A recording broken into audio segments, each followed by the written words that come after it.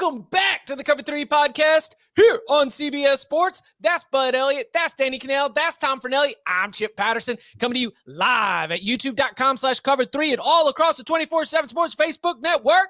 Thanks for hanging out. Come in, smash that subscribe. Just come and smash that like and come join us in the chat because this is like a true fan experience type show because it's like sitting around a restaurant, a bar, a living room, or wherever trying to debate how should we schedule this new SEC? Because, and we'll be doing that coming up in just a little bit.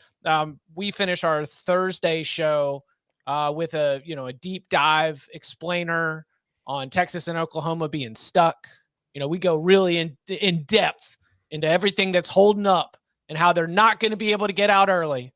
And daggum it, Thursday night, we get news that it's actually happening. So Texas and Oklahoma will be joining the SEC for 2024. There's some continued fallout from that that includes, what the Big 12 is going to do. Reports indicating that they are going to aggressively pursue expansion. We'll see what that means. Again, in just a little bit, we will be getting into creating the ideal SEC schedule for this expanded conference. But since we had kind of a strong opinion on it, got to hold ourselves accountable. Surprised that this thing flipped so quick in terms of the narrative and the way that we were talking about the future of the SEC with Texas and Oklahoma? I'm surprised how little Fox got out of it based on the reports. I thought they could have gotten more, but maybe they just wanted to get it done. I'm surprised. I mean, we were hard. We were like, look at all these things that are going to prevent it from happening. We had pretty strong opinions that this was going to get held up. And so I think it's kind of weird to spell Tom W-E because I don't know, like I just said, like, this is all about Fox ESPN. And, I don't know, like, I'm not shocked, I guess. Let's pull the tape on that one. I'm not that surprised either. I don't remember what I said. I don't know. I don't know if it was Radio Row last week. I don't know what happened. It's been a whirlwind the last couple of weeks. I'll say this, like everything else, like remember the playoff, the 12-team expansion, not going to happen. Too late. Too many people holding this thing up. It's all about the money, and usually it gets done. It's especially when you have as much incentive as everyone in the powerful positions does. I think it's great, though. I'm glad we're getting it. I wish we could start it this year. Like, let's just make it happen sooner rather than later. Because as much fun as it's going to be having Oklahoma and Texas in the Big 12 with those 4 new teams, it's going to be kind of weird, knowing that they're leaving. Like, but it's only in college football. It's the beautiful flaws of our sport that we love. But the money is why I didn't think it was going to happen. That's fair. Because I thought, my opinion was Fox has Big 12 television rights for the next few years. Fox was not going to give up the most valuable part of the Big 12 package, which is Texas and Oklahoma games, and give them to ESPN just in time for its brand new all-exclusive SEC package without getting something significant in return. Now, I mean, I guess they're getting some money. Yeah, no, that $100 million is going to the schools. The Big 12 is dividing that among the remaining schools. That's not going to Fox. And then I think Fox is getting like a Michigan-Texas game, which I get because that's going to do huge ratings. But to me, I don't know.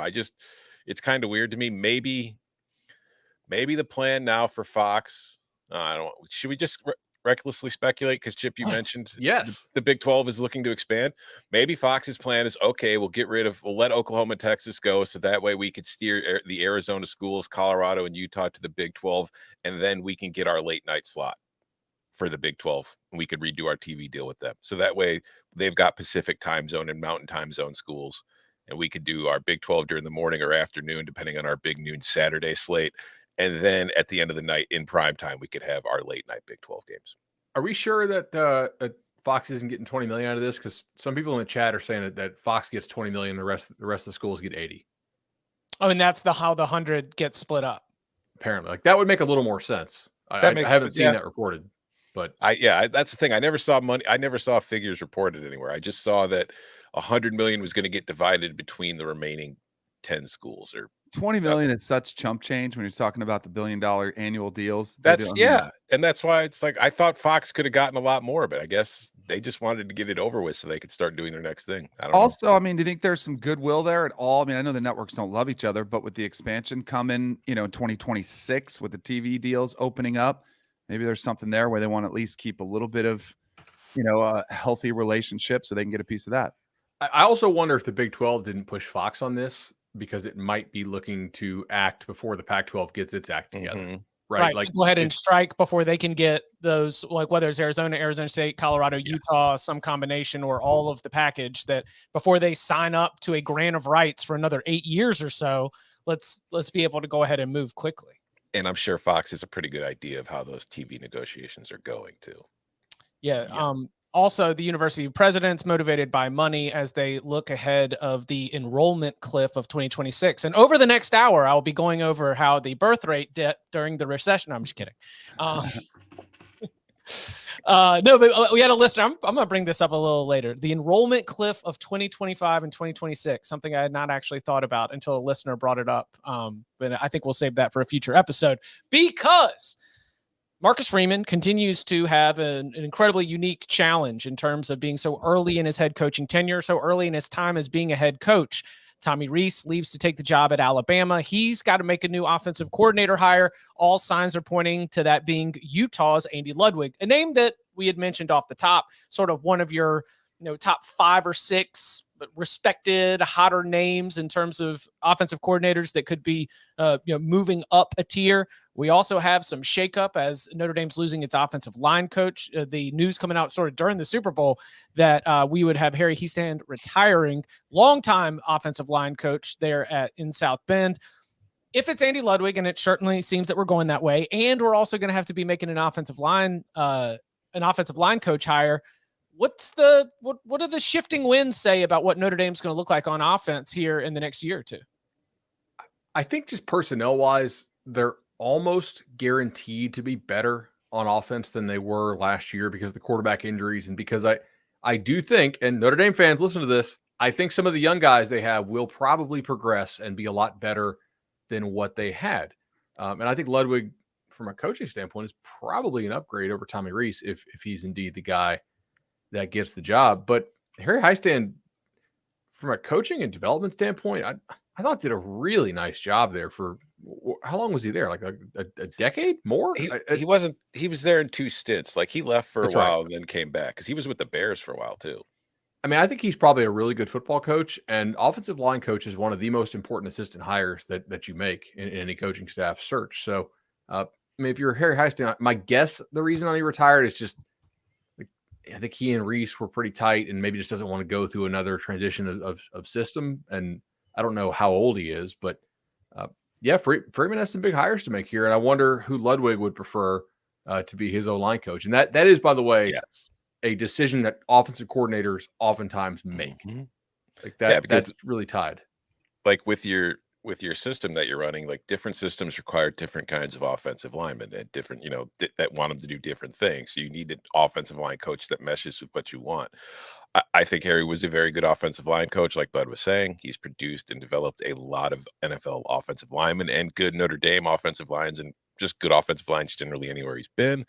But I would think that it's a combination of a new OC coming in and then just the fact that if you look at Marcus Freeman and his approach, like, he puts an emphasis on recruiting. I think Harry is reaching a point where it's like he's not really interested in doing the recruit. Yeah, so I'm saying he's not really interested in driving around the country all the time, sitting in people's living rooms. I think he's reached the point in his life where he's like, no, I think I'd rather just coach ball or not at all.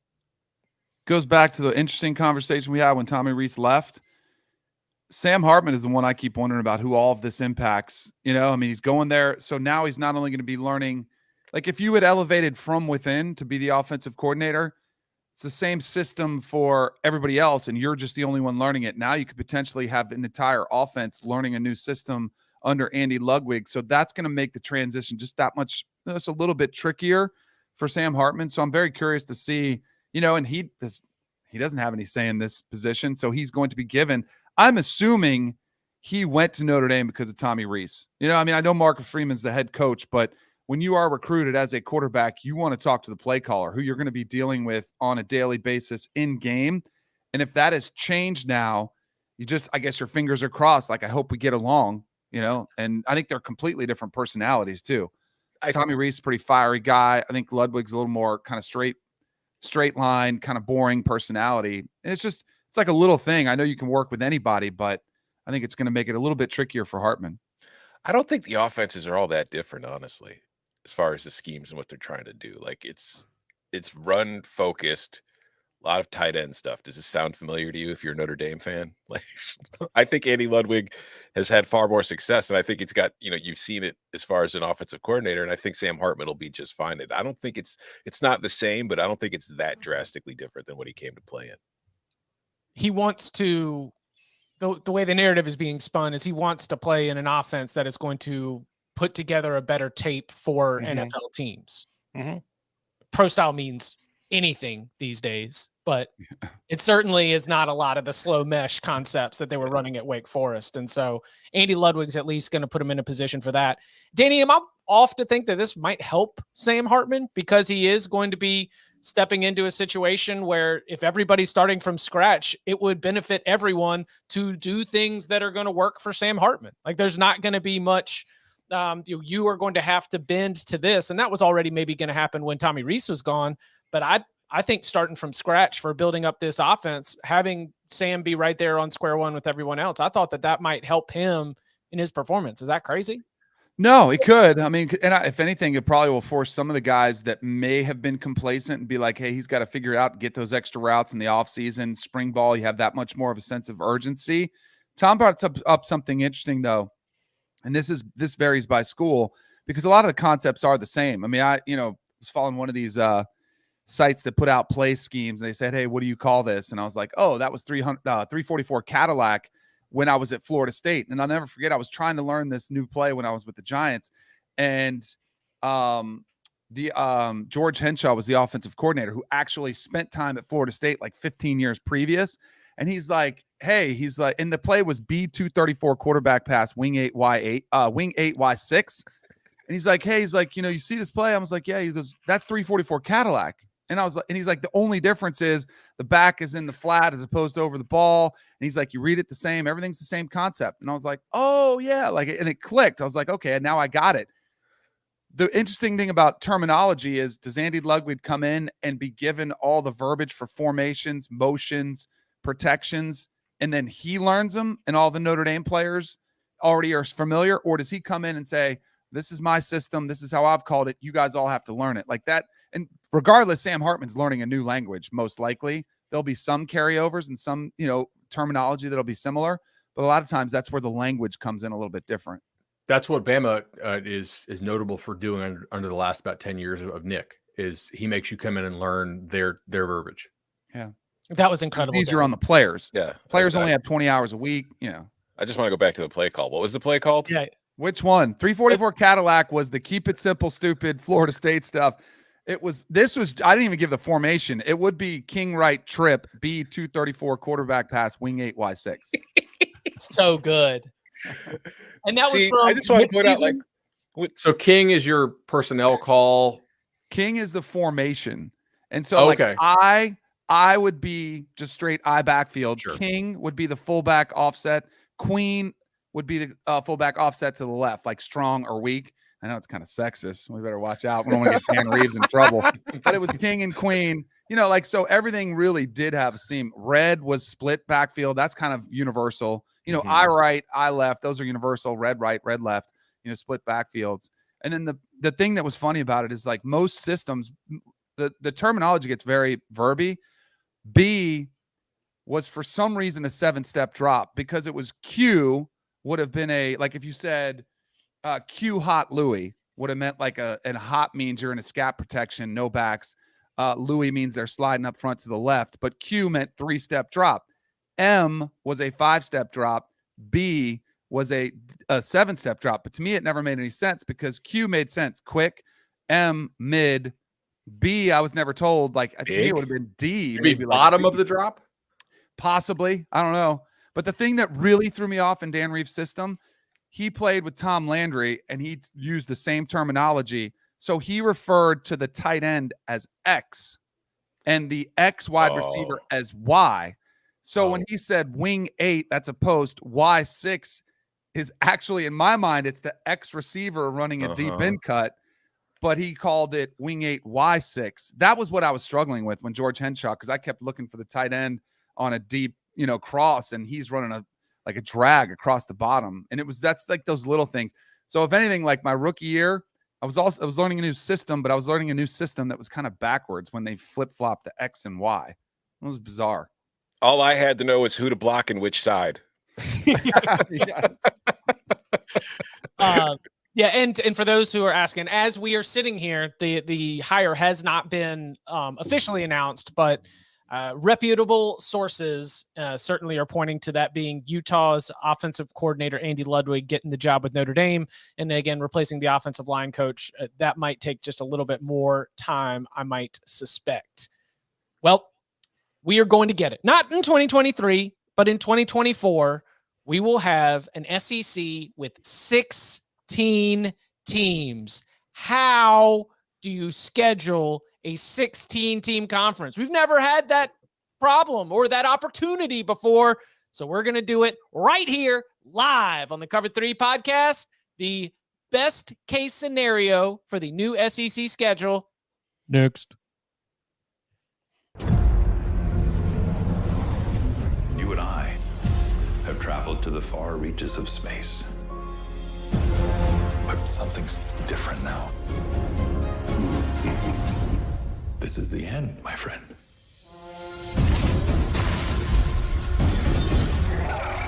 Got it!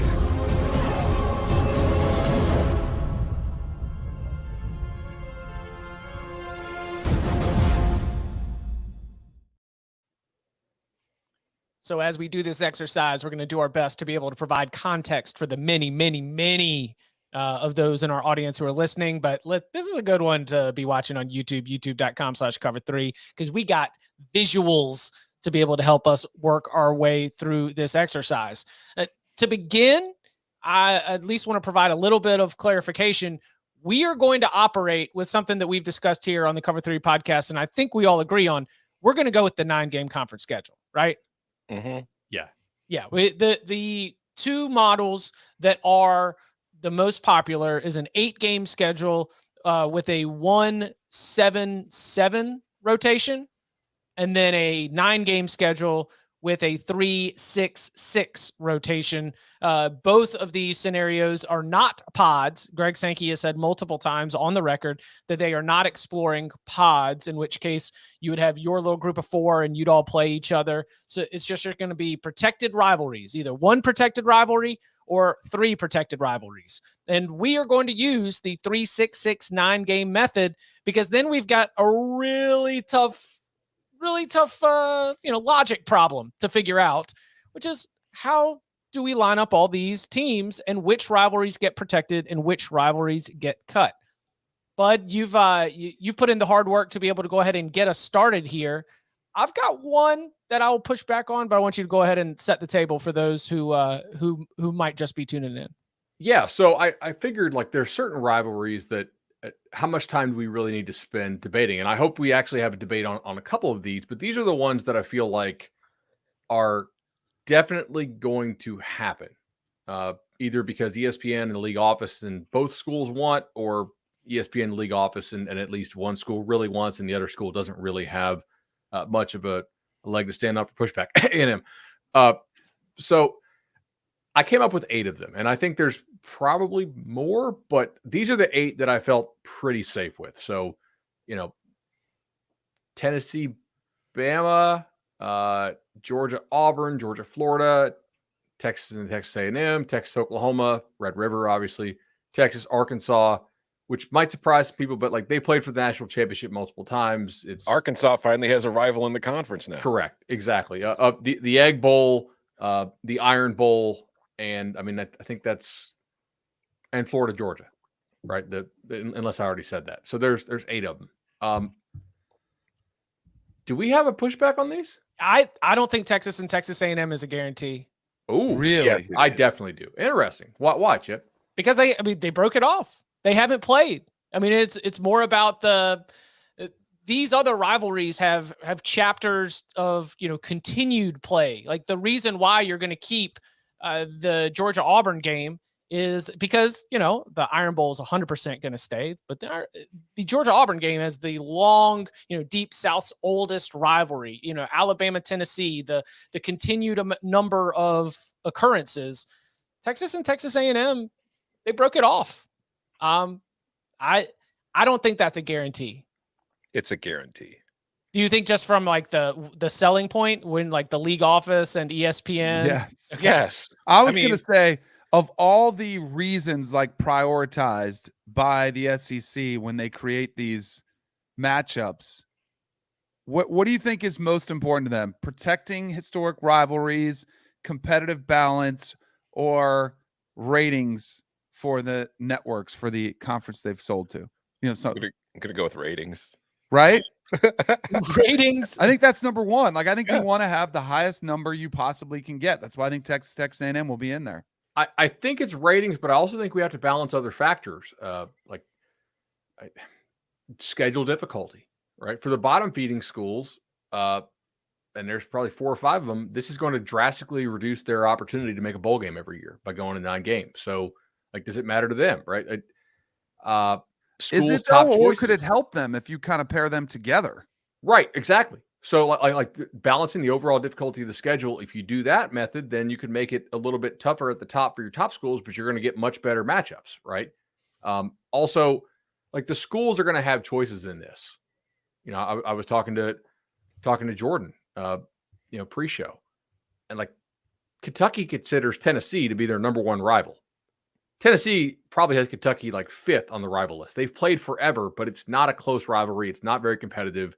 There's not a lot of like classic Kentucky Tennessee games that we can actually call unless you guys have some favorites. So like if they have to do like ranked choice type thing, I think like when we go through this, we'll probably see, because you're going to have some schools just screaming that they're getting totally screwed. And I think everybody's going to get at least one of their top choices in this. I would have to guess to balance with the ratings factor. We're definitely going 3, right? Oh yeah. I would be shocked if it's just I saw Dan Mullen said, I think the way to go is 2 and 6. But that's an 8-game schedule. Yeah, that's if they go 8. Right. I think if you're ESPN, is there a you want- possibility they could do that? There is, but like, so. yeah, I think ESPN's going to want at least 9. I hope so. I mean, because if they go 2-6, I'll be severely disappointed. I think a lot of college football fans will, and it'll just kind of perpetuate this whole. Some conferences playing 8, some are playing 9.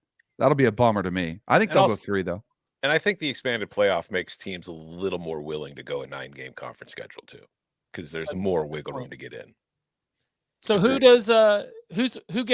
Where do you want to start, Bud? Who do we round out Auburn to just start to finish the puzzle and create the dominoes? Because if you've got Alabama and Georgia, you've got to consider competitive balance, and we've got to pull up somebody from the perceived bottom of the conference to be able to round out those protected rivalries, right?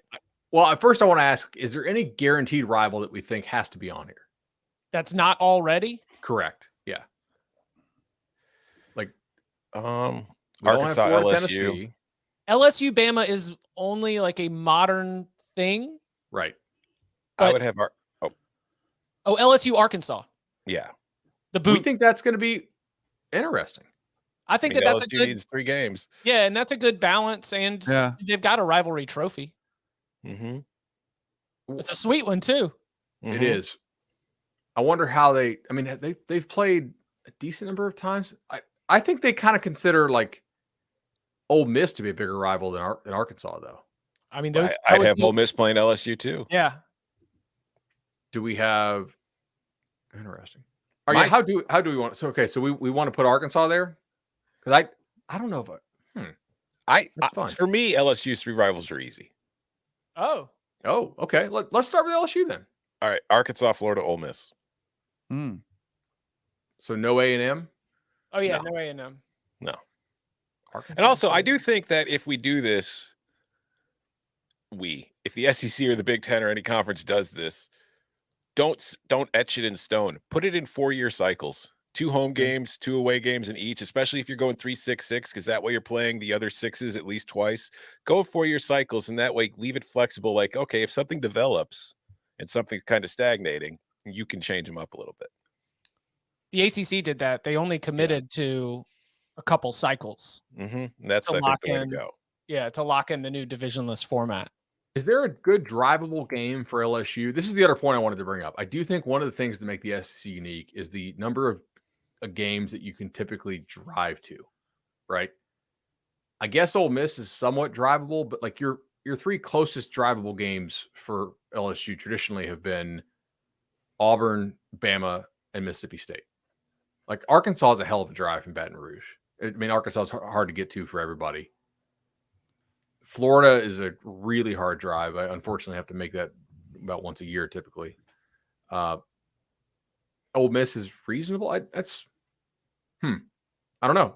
Like we can do that. Jordan also in the chat says Missouri, Oklahoma, which I do think will almost certainly happen. Yes, I have Oklahoma and Mizzou as one of my three for each. Do we? Does anybody not have Oklahoma, Missouri? So you want to round out Oklahoma? We got to round out some to be able to create the dominoes. Yeah, that's true. All right, so let's go. Are we dead set on Arkansas, LSU? Like, Danny, you're kind of deciding. I think it is. I think the battle for the boot's got to be in there. I think you got to keep that. All right, we will give that to Arkansas then. All right, and LSU goes on Arkansas schedule there. I'm going to kill on top right here. We'll kill those two. And I think we could also throw in Missouri on Arkansas schedule and round out Arkansas. I think that's probably doable. Yeah, agreed. Disagreement. Oh, that's fine. Who do you want there? For who? Mizzou or Arkansas? Well, for either, I guess. My three Arkansas's last slot. Yeah, my three Arkansas rivalries are LSU because the boot, and then I went back to the SWC. Their other two rivals will be Texas and Texas A&M. So they haven't actually played Texas A&M that much, but here's the thing. I think Missouri, they don't really have a lot of like classic rivals other than Oklahoma, but I think they want a very drivable game. And Fayetteville for Missouri is by far the most drivable. I did not consider driving distance when I was looking at these, by the way. I didn't do it by drivable, but I tried to do for mine like bordering regional states, kind of regional rivalries. Yeah. As All right, much so as possible. Do we want to vote on this? Arkansas, Missouri? I would say LSU Arkansas is my strongest. That would be the one that I would like fight for. That's my strongest Arkansas permanent rival. I mean, I think Arkansas, Texas for sure is the biggest one. We want to go ahead and throw Oklahoma and Missouri on there? Yeah, I mean, I think that's pretty safe to do. Mm-hmm. Does everybody, I assume? Yes. That's That's Big 8, baby. All right. That's the thing. Like I've seen a whole bunch of like proposals for this. And everybody keeps like having Missouri play Texas and Texas A&M because they think of the Big 12. It's like they're not. Missouri was never rivals with either of those schools. Yeah, exactly. So I think we got to do Kentucky, Tennessee. Yes, I agree. See, this is an interesting one. I think I agree with you because if you have the schools rank it, that's going to be Kentucky's top choice. If I remember from the sort of behind the scenes scuttlebutt when we saw the ACC do this, it's like you're going to get two that you want and you're going to get one that you get stuck with. Mm-hmm. That's just like the way that the logic's going to end up breaking, where some coaches and some athletic directors felt like they didn't get everything that they wanted, but when asked to prioritize what they really wanted, I think that like you said, it's the preferred order choice type thing that you were mentioning earlier, Bud. And I think that Kentucky and Tennessee both, like Kentucky has Tennessee high, and I think Kentucky will be high enough for that to be able to click. That makes sense. All right, so Kentucky and Tennessee, we each have one of those. I also think we can easily round out Tennessee with Vanderbilt because Vandy, Tennessee is not going anywhere. All right, so this is an interesting point because if you do this, that means you are not getting Tennessee, Florida, you're not getting Tennessee, Georgia, you're not getting Tennessee, Auburn annually, but they will be getting two of those three every year. Mm-hmm. They obviously are playing Bama. If you're a Tennessee fan, are you okay with that? Because I feel like heck yeah, you're celebrating that. You get to play Kentucky and Vanderbilt every year. You're loving it. Okay. Yeah, Tennessee. Right? I mean, I'm just saying from the Tennessee pride, I think if you're some other schools, you're probably like, why did Tennessee get the cakewalk? Yeah, I think as long as you're going 3-6-6, you don't love it, but you're okay with doing it every other year. If you from a ticket to. sales standpoint, you kind of hate it because like Vanderbilt's not going to travel. Kentucky's not going to travel very well. Good thing you've got all that TV money then, bud. Yeah. Poor All fans South in the Carolina. chat and Jordan are very happy with it. Poor South Carolina. We're sitting here, Wow. deep into the operation. We've got Tennessee rounded out. The Gamecocks got no rivals. You know what it was for So long, so me? Passionate. No rivals. We only got one for Florida. All right, When can I we was- finish Auburn? Sorry, Tom. Go ahead. No, I was just gonna say with South Carolina, like when I was doing this last night and this morning, like I'm sitting there thinking, well, they already play Clemson. I don't want to be super mean to them. And it's like, but I want to give them Georgia. And it's just like, I don't know, man. They're already playing Clemson every year. Now I'm giving them these programs too. It's tough. Border. I think South Carolina, Georgia's got to be there. And that rounds out Georgia. And that rounds out Georgia with like a competitive kind of balance. Yeah, no, I know. It sucks for South Carolina though. we all good with that? Yeah. But like South Carolina they're underdogs to what? 11 of the 16 teams annually? Mm-hmm. And that's not like trying to be a jerk about it, but just tradition, right? And just roster quality. They do have great fans. Okay, hey, Auburn, we need to finish them out, I assume, with somebody who is pretty low. So that's Mississippi State or Vandy, I would guess. I ended up giving a Mississippi State. Yeah, I like that. Danny, what do you think about that? Could you work Ole Miss or no? I think no, Ole Miss. Auburn and Mississippi State are little brother cousins. Yeah, that's true. Mm-hmm. Is second son rivalry. You can work Ole Miss if you don't care about Ole Miss Vandy. But those schools are so close together that I think they kind of care about each other. This is like there's gonna be stuff left on the cutting room floor when we do this, for sure. I don't know what's the best way to round out Auburn that also doesn't screw everything else up. I like Mississippi State. I like Mississippi State. I like Mississippi State. You can talk me into that one. All right, let's do Miss State here. Oh, man, Hey, Jordan, the formatting worked. rivalry. All right. We got to think of a trophy for that. What, for the Yes, Auburn, Mississippi State? Yeah, for the second son rivalry. Yeah. All right. So we're Alabama. You want to leave? We need a second one for LSU. We've talked a lot about LSU and all the different teams. We also need a second one for Florida if we want to bring LSU Florida back into the equation. I think I you know what have we to go can do. LSU Ole Miss. Or Yes. sorry, go ahead. No, go. That was actually the rivalry that was most close to putting on the pre-show stuff. LSU Ole Miss. Yeah. They don't like each other. They've Yeah. got a long history. I like that. it's also somewhat drivable, whereas like Arkansas is kind of not. Yeah, so now LSU has Arkansas and Ole Miss. And hey, you know what? For those listening at home, here's what we've got so far. Alabama has Auburn and Tennessee missing a third. Arkansas has Texas and LSU missing a third. Auburn, 3 permanent protected rivalries: Alabama, Georgia, and Mississippi State. Florida, we currently have them with Georgia missing 2. Georgia rounded out. Its 3 are Auburn, Florida, South Carolina. Kentucky just has Tennessee right now. LSU has Arkansas and Ole Miss. Mississippi State has Ole Miss and Auburn. Missouri just has Oklahoma. Oklahoma has Texas and Missouri. Ole Miss, you've got Mississippi State and LSU. South Carolina just has Georgia, Tennessee, Alabama, Kentucky, Vanderbilt. Texas A&M, Oklahoma, Arkansas. Texas A&M just has Texas. Vanderbilt just has Tennessee. Can we? Sorry, go ahead, Tom. I was gonna say, can we just give Texas A&M, Oklahoma each other? They're not really rivals, and I kind of wonder if that's going to piss off Texas A&M more than already having to play Texas, because it's like, hey, we still consider you a Big 12 school, and here's all these Big 12 opponents that you get to play. But I mean, you could say Oklahoma and Texas A&M aren't really rivals, but who else in the SEC is Oklahoma rivals with? That's fair. At least they have a history. SWC and Big 12, or no, Big 12, not SWC. That's true. Oh, the Ole Miss LSU rivalry game needs to be the Coach O Trophy. Shout out to Vols fan 98 for that one. A shirtless coach. I need a bronze shirtless Coach O.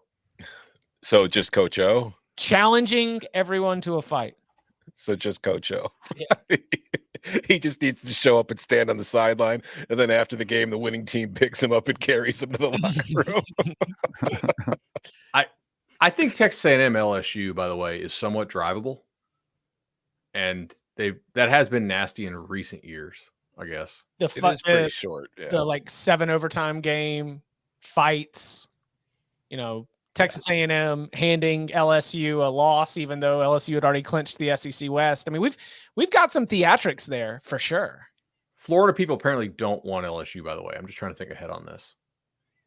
Why not? Why not? Like they don't like each other, but it's like they don't want to play that every year, I guess. I don't know why. Then they have to feedback have on Twitter, not official. That's what a rivalry is. The real rivalries are the ones where the fan base is denied. You want to go hang out? Yeah. Want to go play golf before the game? Yeah. Come on. All right. So where are we going here? We want Texas A&M Oklahoma? I think it makes more sense than Texas A&M and anybody else, honestly.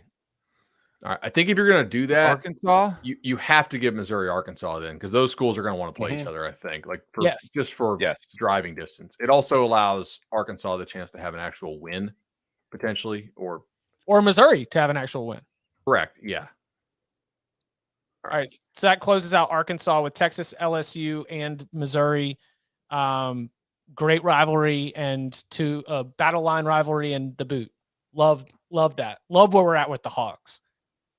Can we close? All right. So we're just going to still leave. Florida's just going to sit back and take the scraps is apparently where we're headed right now. I mean, you get Florida gets, so Florida's a really interesting one because you get a lot of their fans say they don't want to play LSU every year. Florida Auburn actually for most of our lives has been a pretty good rivalry. Just the last decade or so, they really have rarely played it since the expansion to 14. Florida Tennessee, so they're going to get LSU Auburn Tennessee basically every other year. So one year you'll play 2, the other year you'll play one of those in addition to playing Georgia, and they already play FSU, which seems like it's on the way back. Well, it depends on how Florida turns out. Yeah, I've got South Carolina playing Florida as one of their rivals. Spurrier Trophy. I do too. Yeah. My Florida rivals were Georgia, LSU, and South Carolina. All right, so we want to put Florida, South Carolina, just get everybody at least to 2? Yeah. Mm-hmm. Well, we still have old Vanderbilt sitting down there. That's right. Kentucky. We need to figure out who gets Vandy since we gave Mississippi State. Yeah. Kentucky and Vandy. Bang, bang. Yeah, that should keep them happy. Tennessee, Vandy. Yeah, would we rather Kentucky, Vandy? I guess because Mississippi State needs one too. And if we go, I don't know, if we go Mississippi State, Kentucky, they already play each other annually in the current thing. Then you could get, you could keep Ole Miss, Vandy, which probably keeps Ole Miss happy. But I don't know, do we care? But you want Kentucky, Vandy? We can do that. Yeah. And then I think Vandy's final one is Ole Miss. Yep. That's perfect. So Vandy would be playing. Yeah, because we didn't give Vandy to Auburn. Mm-hmm. Right, so we actually were able to keep that. That's not bad. Yeah, not messing this up, right? No, Ole Miss rounded out with Mississippi State, LSU, and Vandy. Vandy rounded out with Tennessee, Kentucky, and Ole Miss. Again, Texas is rounded out with Texas, Oklahoma, and Arkansas. Oklahoma rounded out with Texas, Missouri, Texas A&M. Georgia's got Auburn, Florida, South Carolina. That makes total sense. And Auburn's got Alabama, Georgia, Mississippi State. Arkansas's got Texas, LSU, and Missouri. And now we have hit the point where, league offices are just going to have to hand some rivalries to some of these teams just to make all the logic work. So who gets their priority now? I do want to point out something in the chat. It says pretty lame to have Texas playing all Big 12 games. You can't create a new rivalry. Arkansas has not been in the Big 12 for 22 years now. Arkansas was never in the Big 12. Yeah. You know what happens for the other 6 games they're playing against other SEC teams? Arkansas also stomped the hell out of Texas the last time they played, by the way, we should point out. So this is sort of, even if you don't like it as Texas fans, this is sort of in that Kentucky, Tennessee range where if you're Arkansas and you have to turn in your top 5 choices, it's like Texas, and then you write Texas again second, just to be sure the league office gets your point, right? Also, why can't we create a rivalry is just an absolute misnomer. What's your favorite created rivalry, Tom? That's what I'm saying. In the new? UCF and UConn, the civil conflict. That's what he wants. He wants more civil conflicts. Texas A&M, South Carolina, which was created in 14, right? Mhm. When they expanded, or whenever Missouri came over, South Carolina, Mizzou, or 12, or old school hatred there. Kentucky, Mississippi State's been an absolute rivalry. Yeah. Dabo versus NIL. That's the thing. Like, when you're bringing in these new schools, you want to make them feel at home. So give them the schools they're familiar with. Like, the fan base is already know them. It's already there. It doesn't feel cheap and manufactured right off the bat, which is the concern when you do something like this. I think I have a banger. Alabama, LSU? Just round them both out? Yeah, because I was a little like, I'm not really sure on this. If you're not going to give LSU Texas A&M, LSU's going to want. I think LSU wants Bama. If your Bama is Auburn, Tennessee, LSU, too tough. That's too tough. No. How is that not too tough? It depends on how well. You're Alabama. So you're not going to be Alabama forever. Isn't this where, like, you think, does ESPN step in and like, look how often CBS picks Bama LSU for its night game? Honestly, that's one thing for we've got Tennessee rounded out, but saying goodbye to Florida, Tennessee. Florida, Tennessee has been an SEC on CBS game almost annually. Isn't that the third Saturday in September game?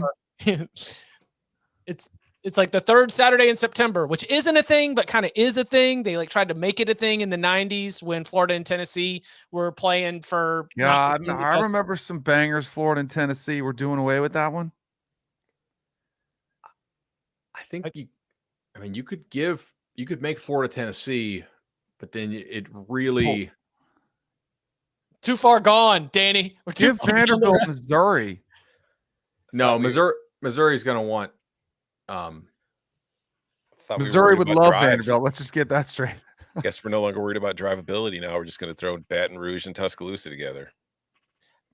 I think that LSU, Arkansas, Ole Miss has room for a third that is a step up in competition, or at least like perceived. Yeah, Florida.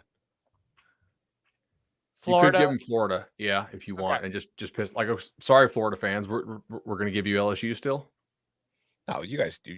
If I'm outvoted, I'm outvoted. But I don't know if you are outvoted. I think we're just going through the options. Like, so for LSU's third rivalry, that we're choosing between Alabama and Florida, and I think A&M.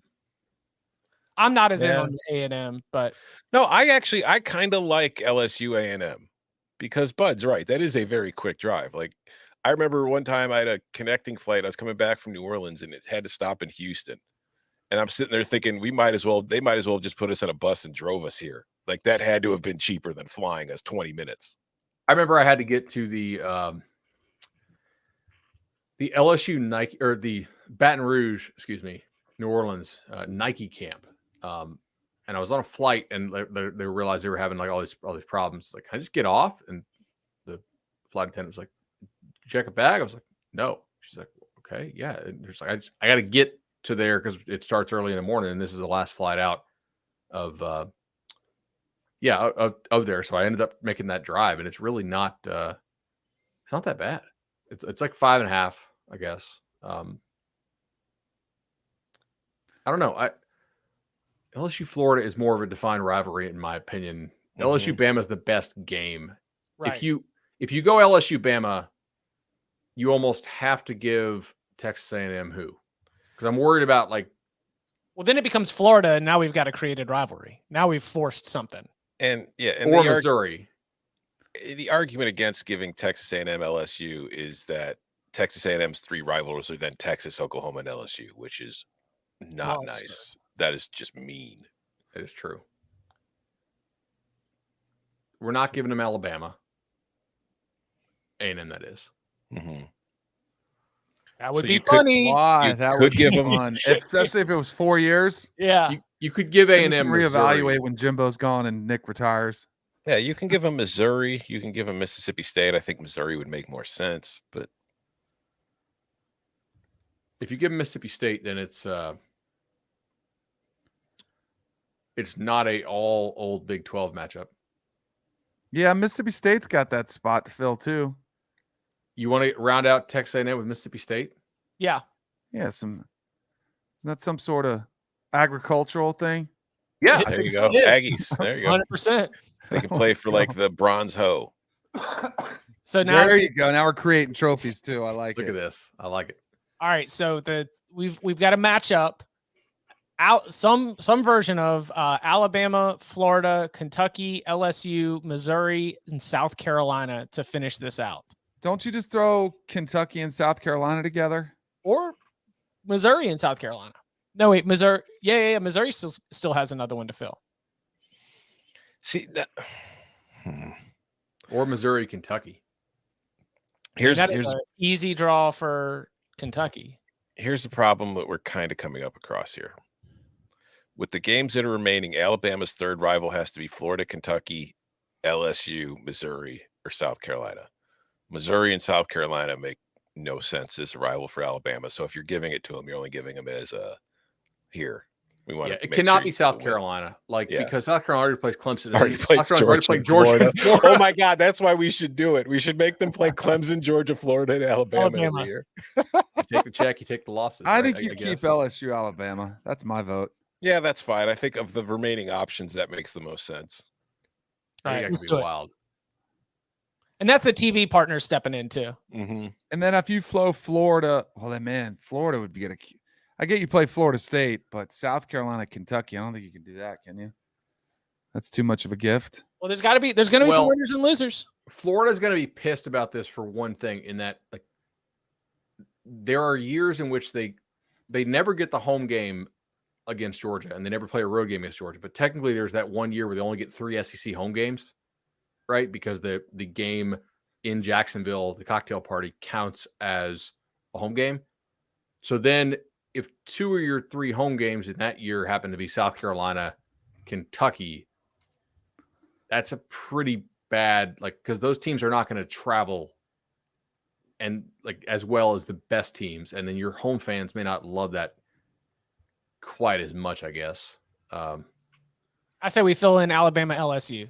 Let's round right, those two out. Let's have some chaos. Oh, sorry. Auburn, Tennessee, and LSU makes sense for Alabama, and LSU gets Arkansas, Ole Miss, and Alabama. That makes sense for LSU. Florida now is either going to get South Carolina, Missouri, or Kentucky. I think Kentucky makes the most sense. Me too. You know For they won Florida? 29 Well, straight years. Florida already plays South Carolina in this. Yeah. Oh, then it has to be. That's when it ggets easy. It's either But, I mean, Florida, it's not like Missouri, anybody else. or It's either Florida, Missouri, or Florida, Kentucky. I think it's Florida. I think Kentucky, Florida makes the Kentucky. most sense. Yeah. OG, SEC. I mean, Mizzou and South Carolina makes no sense geographically, but they do both play in Columbia. So Yep. that's fun, at least. I got a question. These football only? Yes. Yeah. I asked that this morning. Yeah. Did Basketball. they already like they've said that they're only going to do this for football?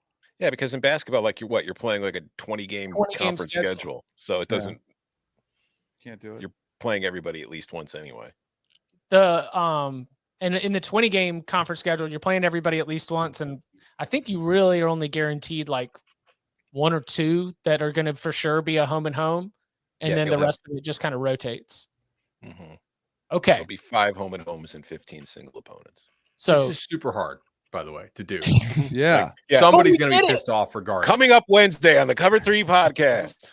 all right, so Alabama has Auburn, Tennessee, LSU. Arkansas has Texas, LSU, Missouri. Auburn has Alabama, Georgia, Mississippi State. Florida has Georgia, South Carolina, Kentucky. Georgia has Auburn, Florida, and South Carolina. Kentucky has Tennessee, Vanderbilt, Florida. LSU has Arkansas, Ole Miss, Alabama. Mississippi State has Ole Miss, Auburn, Texas A&M. Missouri has Oklahoma, Arkansas, South Carolina. Oklahoma has Texas, Missouri, Texas A&M. Ole Miss has Mississippi State, LSU, Vanderbilt. South Carolina has Georgia, Florida, Missouri. Tennessee has Alabama, Kentucky, Vanderbilt. Texas has Texas A&M, Oklahoma, Arkansas. Texas A&M gets Texas, Oklahoma, Mississippi State, and Vanderbilt gets Tennessee, Kentucky, and Ole Miss. So what feels the best? What feels the rightest? That might be even close. Like I feel like this is going to be a draw that we are probably going to see. We tried our best, but we know that this is not going to be exactly what it is. And if it is, Auburn's SEC I think League feels the best. office, SEC League Georgia's. office owes us money. Georgia and Texas. Yeah. Yeah, Georgia and Texas, I think we nailed dead on.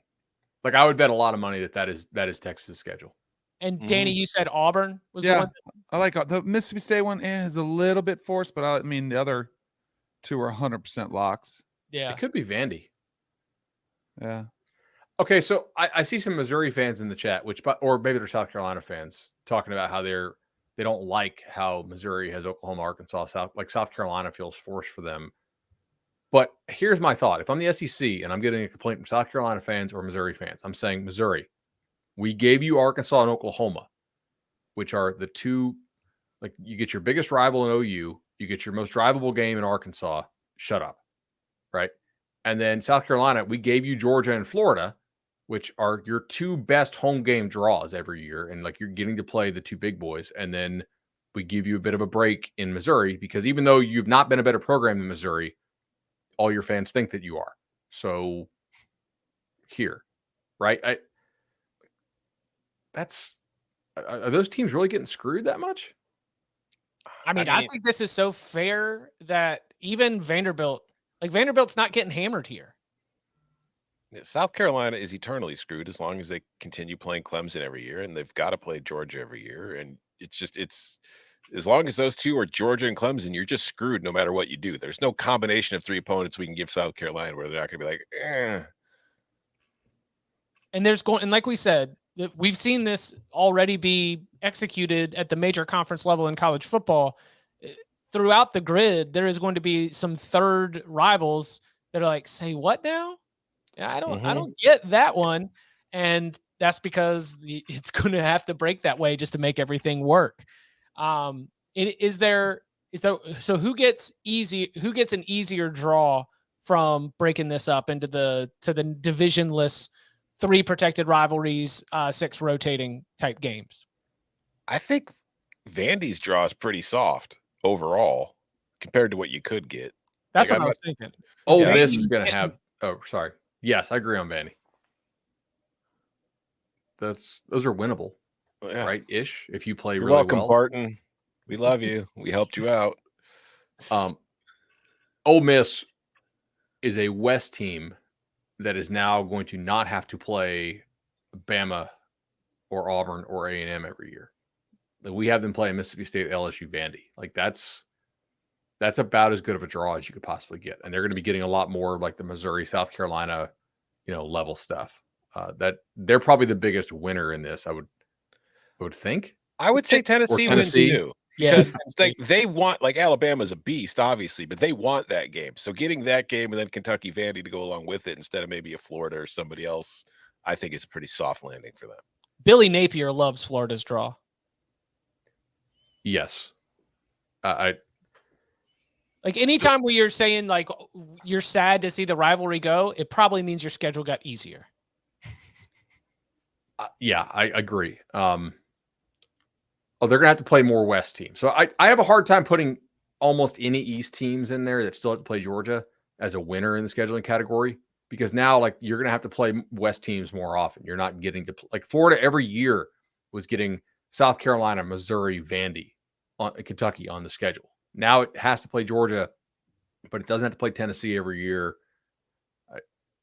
I think most of your winners are going to come from the West, but I definitely understand that. South Carolina's probably gets harder overall with Georgia, Florida kept, and then now you have to introduce those West teams more often. Mm-hmm. I see that. Georgia get harder? I think Georgia unquestionably gets harder. Yes. I mean, you're keeping the second best program in the East, which is Florida, over the last like 10 or 20 years, right? I understand they were not the best program in the last 3 to 4 years. But if you're doing this, like you're not just looking at total recency bias. Georgia's definitely gets harder. Mm-hmm. The one I think that could really change us up is if you don't give A&M Oklahoma, because they're not really rivals. And I think A&M will give you a lot of pushback if the SC tries to do this with the whole idea of like, look, please don't give us all these old Big 12 teams when we weren't even really like much of a rival with OU.